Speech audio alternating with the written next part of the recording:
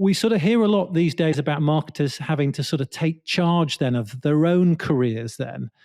How would you sort of suggest marketeers upskill themselves? I think the best way to learn and to develop is to take on new things, right? Over the course of a month, couple of month period, I'd probably say to people, make sure that 20-25% of what you're spending your time on is teaching you something new or bringing you another experience, getting you exposure to a new set of stakeholders and things like that. It's finding, I think people mistake kind of development to be, I must do a course on this. That's part of it, right? I'll go and study CIM. I'll go and study commercial acumen or something like that.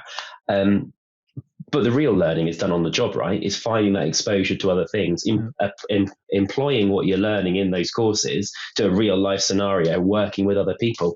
These kind of softer skills that you kind of refer to, Matt, are really, really important, aren't they? I think those things come from more exposure to more people and joining more of those dots, as I say.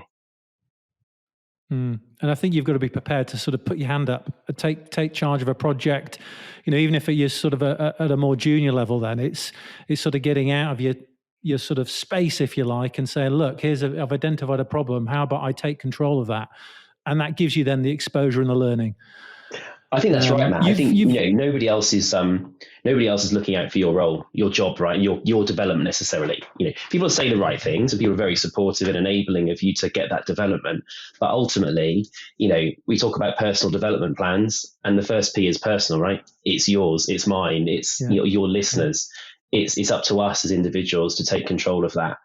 And that can be directed and say, yes, I want to achieve this in the next 2-3 years or the next 2 months, or whatever. Or sometimes it just evolves over time. I don't think we should beat ourselves up when, our very laid out 2-year plans don't necessarily come to fruition in the way we probably anticipated in the first place.